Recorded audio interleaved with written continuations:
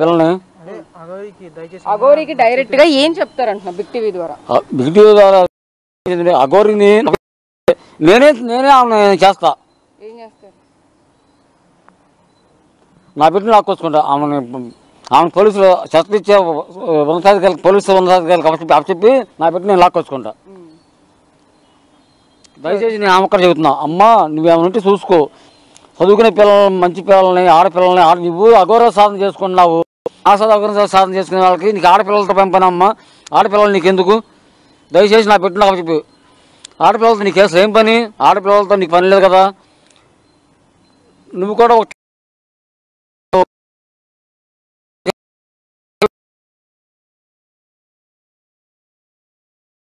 అంటే టోల్గేట్ దగ్గర కారు పాడైపోతే మేము వెళ్ళాము. వెళ్ళి తనని తీసుకుని మా ఇంట్లోనే 2 రోజులు పెట్టుకున్నాము.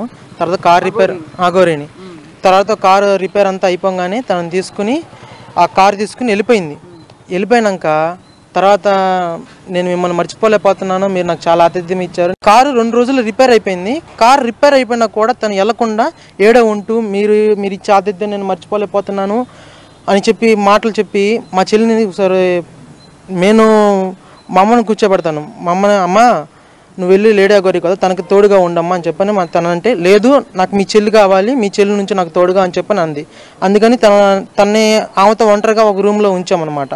ఉంచితే ఒక రోజు ఏం జరిగిందంటే నేను అనుకోకుండా వెళ్తున్నాను రూమ్లోకి. వెళ్తుంటే తను లేడీ అఘోరి మా చెల్లిని ఎదురుగా కూర్చోపెట్టించుకుని ఇలా చేతులతో ముద్రలలాగా ఇలా వేస్తూ ఏదో మంత్రాలు జపిస్తుంది. చేతులతో ఇలా ముద్రలు వేస్తూ ఏదో మంత్రాలు జపిస్తుంది. ఆ టైంలో నేను అనుకోకుండా సడన్ గా నేను తలుపులు తిట్టేసరికి, ఏయ్ నువ్వు ఎందుకు వచ్చావు, నువ్వు లోపలికి ఎందుకు వచ్చావు, సడన్ గా నేను పిలిచినప్పుడే రావాలి, ఇలా మేమిద్దరం ఏకాంతంగా ఉన్నాం రాకూడదు అని చెప్పి నా మీద గట్టిగా కేకలేసింది. అమ్మ ఏంటమ్మా తర్వాత ఘోరంగా ఆవిడ అరిచినప్పుడు మీరు ఎలా రియాక్ట్ అయ్యారు? అంటే భయం వేసిందా? అప్పుడు ఆ టైంలో భయం వేసిపోయి ఇంకా నేను దమ్మట డోర్ క్లోజ్ చేసేసి నేను వెళ్ళిపోయాక తర్వాత కాసేపు ప్రశాంతంగా వచ్చినాక ఏమి లేదు నాన్న, ఆ టైంలో మేము చిన్న పూజ చేసుకుంటూ ముద్రలో వేసుకుంటున్నామమ్మా, నువ్వు ఆ టైంలో అలా వచ్చేసరికి నాకు అలా కోపం వచ్చిందని చెప్పిన తర్వాత ప్రశాంతంగా మాట్లాడింది. మీరు ఒక వీడియోలో చూసుండొచ్చు, మా అన్నయ్య విష్ణు మీద కూడా పడి ఇలాగా ముద్దులు పెడతానంటూ బొగ్గలు కొరుకుతూ నాకు కూడా బొగ్గలు నచ్చాయి, నీ బొగ్గలు నాకు బాగున్నాయి అని చెప్పని బొగ్గలు లాగడాలు ఇలాంటివి చేసింది. మీకు ఒక వీడియో ఉంది కదా, ఆ వీడియోలో ఒక మన్నయ్య మీద పడతాం మీరు చూసాను. ఈ పర్సన్ అయినా అతను వీడియోలో మనం ఏదైతే చూస్తున్నామో ఇప్పుడు రైట్ సైడ్ బాక్స్ లో అక్కడ? అవునండి ఈయనండి విష్ణు. ఈయన మీద పడి ఎలా అయితే చేస్తున్నారో ఆ పర్సన్ అయితేను విష్ణు. అవునండి. మీ ఇంట్లో ఉన్నప్పుడు కూడా ఎలా బిహేవ్ చేసేది ఆవిడ? ఇప్పుడు మీ చెల్లితో ఏకాంతంగా రూమ్ లో కూర్చుని ముద్రలు వేస్తోందని చెప్తున్నారు, అలా ఇంకా ఎలా వైలెంట్ రియాక్షన్స్ ఏమైనా ఉన్నాయి? మా చెల్లితో పద్దాక ముద్దులు పెడతాలు, నన్ను కూడా పిలిచి పక్కగా బుగ్గలు లాగడాలు. భలే ఉన్నాడే మీ అన్నయ్య, ఒకసారి రాత్రి నా పక్కలో పడుకోబెట్టించుకుంటాను ఇలా మాట్లాడింది. ఇలా చెప్పొచ్చో లేదో తెలియదు కానీ ఓ రోజు యాక్చువల్గా ఈ విషయం మా అన్నయ్యకి కూడా తెలియదు. ఓ రోజు డబ్బులు ఇచ్చి ఒక బీర్ బాటిల్ సిగరెట్లతో పాటు కాండం ప్యాకెట్ కూడా తీసుకురమ్మని చెప్పని అనడం జరిగింది. నేను ఎందుకంటే ఆల్రెడీ జెండర్ మార్చుకున్నారు, దాంతో ఏం పని ఉంటుందని చెప్పేసి ఆవిడ తీసుకురమ్మని ఉంటారు. మాతోనే ఇలా సెక్షువల్గా అఫెక్షన్ పెట్టుకుందాం అని చెప్పి చూసింది. నేనైతే లొంగలేదు. అమ్మ అదంతా తప్ప అమ్మ, మీరు పెద్దవారు. డైరెక్ట్ గా అఘోరి మిమ్మల్ని ఇలా సెక్షువల్ గా మూవ్ అవుదాం, ఫిజికల్ గా ఉందాం అని చెప్పేసి అడిగారా? కాండమ్స్ తీసుకురమ్మంటే ఇంకా దానికి అర్థం అదే కదండి. ఇంకా అనగానే అమ్మ మీరు పెద్దవాళ్ళు కదమ్మా, మా వాళ్ళు కాదని చెప్పని అని చెప్పి దండం పెట్టి నేను అంతా స్కిప్ చేశాను. ఆ తర్వాత రోజు సాయంత్రం ఇలాగ మా అన్నయ్య మీద పడి ముద్దులు పెడతారు ఇలా చేసింది, వీళ్ళు చేసింది. అసలు నా దగ్గర ఉండబాకండి, మీరు ఏంటంటే నాకు మూడొచ్చేస్తుంది, నేను ఉండలేనని చెప్పానండి. మా చెల్లితో కూడా ఏంటంటే మీరు సిగరెట్ ఉంది కదండి, సిగరెట్ని మామూలుగా ఎవరైనా వెలిగించుకుని నోట్లో పెట్టుకుని పెట్టుకుంటారు. మా చెల్లి చేత మీకు మలద్వారం ఉండేది కదండి, మలద్వారంలో సిగరెట్ పెట్టించుకుంటుందండి మా చెల్లి చేత. ఓ రోజు మా చెల్లి పెడతంటే చూశాను నేను. అప్పుడు తన ట్రాన్స్లోకి వెళ్ళింది. అప్పుడు తన ట్రాన్స్లోకి వెళ్ళి అలా తను ఏది చెబితే అది చేస్తుంది. తను వశపరుచుకోవడం ఇదంతా మీరు నమ్ముతున్నారా? అంటే తను ఏదో మందు పెట్టింది నా అమ్మ, నా అన్న, నా విష్ణు అన్నయ్య, నా చదువు, నా కెరీరు, నా గోలు అని అనుకున్న పిల్ల ఆవిడ పరిచయం అయిన 7 రోజుల్లోనే సడన్గా నాకు మీరెవ్వరు వద్దు, నాకు ఆమె కావాలి, అని చెప్పండి అంటే ఎవరైనా సరే మందు పెట్టుకుని ఉందా? పైగా నా ముందే ఇలా ముద్రలు వేస్తూ లేదమ్మా నేనేదో సాధన చేసుకుంటున్నాను మీరు వాళ్ళ సడన్గా వచ్చేసరికి ఇలా అని మాట మార్చడం, నా మీద అలా గట్టి కేకలేయడం. మీ మీద ప్రయోగించలేదా, ఓన్లీ మీ చెల్లి మీద ప్రయోగించింది అంటారా? మీ అందరూ ఎందుకు మేమందరం దూరంగా ఉండేవాళ్ళం. ఆ పిల్లని ఒకదాన్ని దగ్గరగా ఉంచడం వల్ల ఆమె ఒక ఆడవాళ్ళు అన్నట్టుగా భావించి మేము మా చెల్లిని ఒకదాన్ని ఒక దగ్గరగా ఉంచడం. మా అమ్మను ఉంచుదామంటే మీ అమ్మొద్దు నాకు మీ చెల్లె కావాలి, మీ చెల్లిని దగ్గరగా ఉంచి అన్నారు. అయితే మా చెల్లిని ఇలా ఉంచి వశపరుచుకోవడం జరిగింది. అయితే ఇందులో మొన్నటిదాకా మా చెల్లికి ట్రీట్మెంట్ ఇద్దామన్న టైంలో ట్రీట్మెంట్ ఇద్దామంటే మా అమ్మ కూడా అడ్డుపడుతున్నారు. ఎందుకంటే మా అమ్మకు కూడా కొంచెం డబ్బాస్ చూపించారేమోనని నాకు అనుమానంగా ఉంది. మా అమ్మ కూడా ఇప్పుడు బాధపడుతున్నారు కానీ డబ్బాస్ చూపించినప్పుడు మా అమ్మ ఇలాగా ట్రీట్మెంట్ జరగనివ్వకుండా రకమే అంటారా మీ అమ్మగారు కూడా? అంటే డబ్బులు చూపిస్తే అంటే ఏమైనా ఫైనాన్షియల్ గా ఉపయోగపడతాయని అనుకుని భావించుంటారా? ఫైనాన్షియల్ భావించారని అనుకున్నాను. సాధన నేర్పించి పంపించేస్తానని చెప్పాను. మా అమ్మకి అలా మాయ మాటలు చెప్పి కొంచెం డబ్బాస్ చూపించారు. మా అమ్మగారు కూడా మా చెల్లికి ట్రీట్మెంట్ జరగనివ్వకుండా అడ్డుపడ్డారు. ఆ టైంలో ఒక మజ్జిగలో ఏదైతే మందు ఉందో ఆ మందు కక్కించడానికి మెడిసిన్ కలిపి ఇస్తుంటే మా అమ్మగారు కూడా ఇవ్వనివ్వలేదు. ఆ టైంలో లేడీ గారి కూడా ఫోన్ చేసి ఇవ్వద్దు, ఎలాంటి ట్రీట్మెంట్ తీసుకోవద్దని చెప్పని అన్నట్టుగా మాకు తెలిసింది. అందుకని సో మీరు డైరెక్ట్ గా మాట్లాడి శ్రీవర్షిని పంపించమని అడగలేకపోయారా అఘోరిని? తన మందుల వల్ల ఆ లేడీ అఘోరి చేసిన ఇన్ఫ్లుయెన్స్ వల్ల మా చెల్లి మానసికంగా కుంగిపోయి నేను వెళ్ళను వాళ్ళతో, నాకు మా అమ్మ నాన్న వద్దంటున్నారు. తను మెయిన్గా ముఖ్యంగా చెప్పాలంటే మా చెల్లి మానసికంగా బాగోలేదు. మేము గుంటూరు మానస హాస్పిటల్లో కూడా అపాయింట్మెంట్ తీసుకుంటే హాస్పిటల్ తీసుకెళ్దాం అన్న టైంలో మా అమ్మగారితో ఇలాగా మీరు తీసుకెళ్ళొద్దు హాస్పిటల్కి అని చెప్పడం జరిగింది. అందుకని ఇలా హాస్పిటల్కి తీసుకెళ్ళకుండా అదే రోజున వెళ్ళిపోవడం జరిగింది మా చెల్లి. సో ఇప్పుడు మీరు కంప్లైంట్ ఇచ్చారు కదా, పోలీసులు ఏమంటున్నారు? మీ చెల్లిని మళ్ళీ రిటర్న్ మీ ఇంటికి పంపిస్తాను తీసుకొచ్చి మాట్లాడించి ఆ పిల్లని వాళ్ళ సంక్షంలోనే ఆ మానస హాస్పిటల్ తీసుకెళ్లి ట్రీట్మెంట్ ఇప్పిస్తానన్నట్టుగా మాకు చెప్పారు. అఘోరిని తీసుకొస్తా అన్నారా? కస్టడీలోకి అఘోరితో ఇప్పుడు మా చెల్లి ఉంది కాబట్టి తీసుకొచ్చి అక్కడ ఉంచి ఒక కానిస్టేబుల్ని ఇప్పించి మా చెల్లిని మమ్మల్ని తీసుకుని మానస హాస్పిటల్ తీసుకెళ్లి ట్రీట్మెంట్ ఇప్పిస్తాను అన్నట్టుగా అన్నారు ఎస్ఐ రవీంద్ర గారు. అంటే చాలా వైలెంట్ గా బిహేవ్ చేసిన పరిస్థితులు మనం చూసాం అఘోరి చాలా సార్లు. ఇప్పుడు మీ ఇంట్లోనే ఉన్నారు అని అంటున్నారు, మిమ్మల్ని కొట్టడం కానీ అలాంటివి ఏమైనా చేశారా ఇంట్లో? మా ఇంట్లో ఉన్నప్పుడు అంతా బాగానే ఉందండి. సెక్సువల్ హెరాస్మెంట్స్ చేశారు బాగా మిమ్మల్ని కూడా. నాకు అది కావాలి నాకు ఇవ్వండి అని చెప్పని. సో ఇదిగో ఈ పర్సన్ ని కూడా మాట్లాడడం అంటే ఈయన మీద ఎక్కడం కానీ తన ముద్దులు పెట్టడం అవన్నీ చేశారు. అప్పుడు ఎలా అనిపించిందండి? మీరేం అడ్డుకోలేదా? తోసేసేవాడిని అండి. తోసేసినా కూడా తనకి నాకన్నా బలం ఎక్కువ. 2 చేతులు మడత పెట్టేసి వెనకాలకి పెట్టేసేసి బుగ్గలు గట్టిగా కొరకటం. ఇప్పటికీ అవి ఇంకా చూడండి ఇలాగా. ఇదంతా కూడా ఈ నెల రోజుల్లోనే జరిగిందండి. ఈ 30 days లోనే జరిగింది ఇదంతాను. మీదకి కొరకడాలు, గొడవ చేయడాలు. ఆవిడ ఫీమేల్ మేల్ కాదు అసలు, తనకి ఆడవాళ్ళు కావాలి. ఇప్పుడు మీకు కనిపిస్తుంది ఒక శ్రీవర్షిని. కానీ మాకు ఈ 10 రోజుల్లో మేము తెలుసుకుంది ఏంటంటే ఇందులో ఒక ఆవిడ పెద్ద పెద్ద కేకలు పెడితే అక్కడ ఉన్న ఇన్స్పెక్టర్ కూడా పట్టించుకోలేదు. ఇక్కడ నుంచి మేము ఎటువంటి కంప్లైంట్ తీసుకెళ్ళకపోవడం వల్ల అక్కడ ఉన్న అమ్మాయిని కూడా మాట్లాడిచ్చింది కానీ ఏది కూడా రికార్డ్ చేయలేదు వాళ్ళు. అక్కడ ఉన్న ఆడవాళ్ళు కూడా ఆవిడకి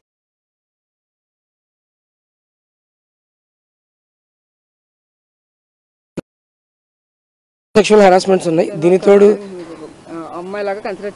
అమ్మాయి కాదండి, పూర్తిగా మగ లక్షణాలు ఉన్న ఒక అల్లూరి శ్రీనివాస్ మాత్రమే అది. దీనికి సంబంధించి వివరాలు కూడా మీకు హైందవ డెవలప్మెంట్ సొసైటీ అధ్యక్షుడు మన అనిల్ బెహ్రా గారు అని చెప్పి గుంటూరులో ఉంటారు. గారి దగ్గరికి వెళ్ళినప్పుడు ఈ లేడియా గురి కూడా అక్కడికి వచ్చింది. అక్కడికి వచ్చినప్పుడు నిద్రపోతున్నాను, అందరూ పడిపోయారు. ఎందుకంటే ఆవిడ చేసే రాద్ధాంతం అట్లా ఉండింది. ఆ తాగి ఏం చేస్తుంది? అన్నిటికీ డబ్బులు ఎక్కడి నుంచి వస్తున్నాయండి?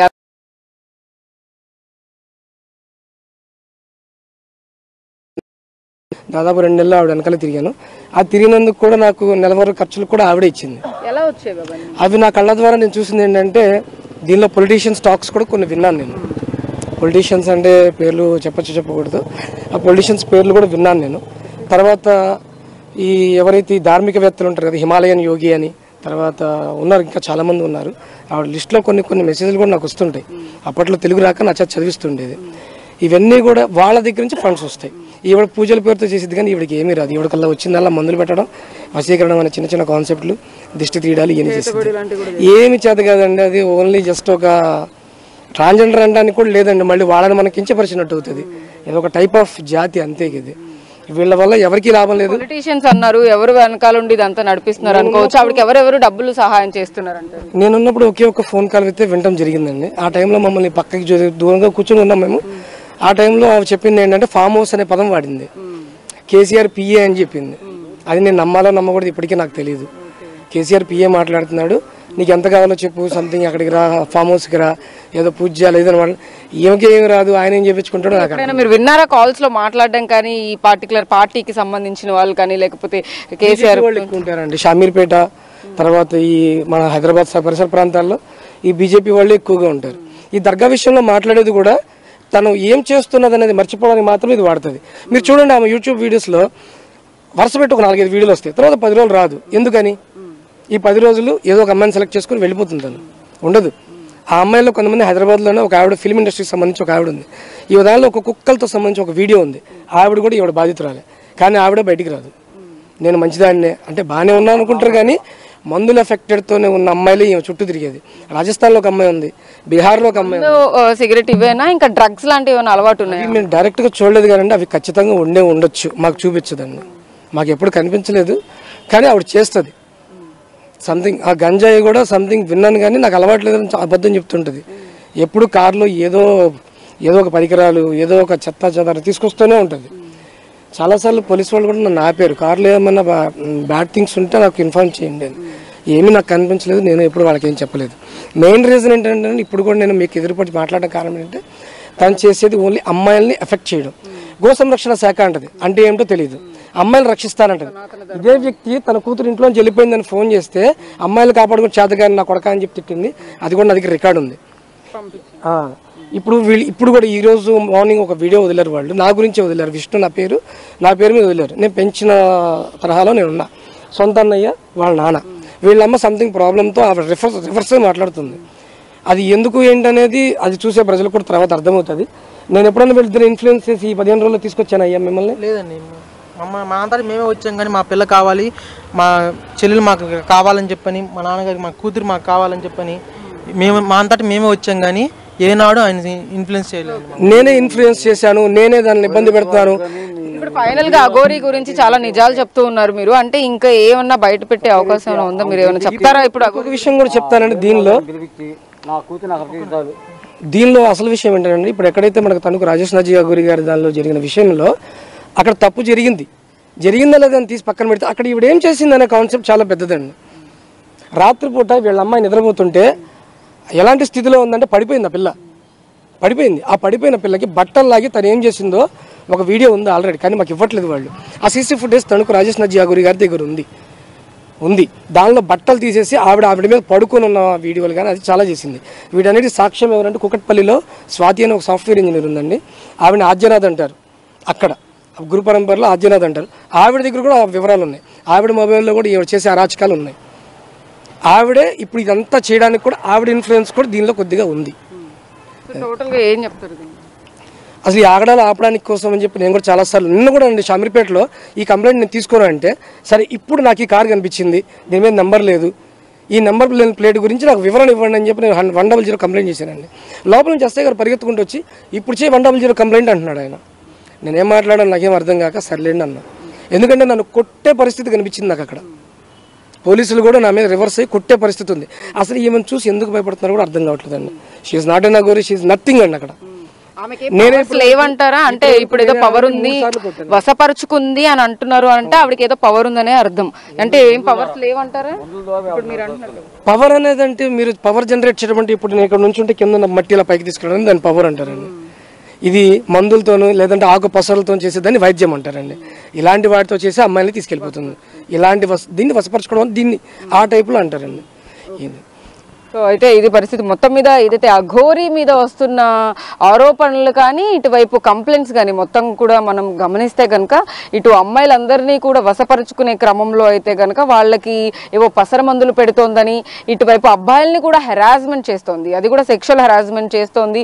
ఒక రోజు రాత్రి నాతో ఉండమని చెప్పి వీళ్ళని డైరెక్ట్గా అడిగారు అని చెప్పి కూడా ఇటు శ్రీ వైష్ణవి వాళ్ళ అన్నయ్య కానీ ఇటు వాళ్ళ తండ్రి కానీ ఇటు ఎవరైతే విష్ణు ఉన్నారో వాళ్ళు కూడా మాట్లాడుతున్న పరిస్థితి అయితే ఉంది. హైదరాబాద్లో కంప్లైంట్ చేశారు, ఇక్కడ మంగళగిరిలో కూడా ఘోరీ మీద కంప్లైంట్ చేసిన పరిస్థితి అయితే ఉంది. దీని మీద మరింత దర్యాప్తు చేసిన తర్వాత అయితే కనుక మరిన్ని వివరాలు తెలిసే అవకాశం అయితే కనబడుతోంది.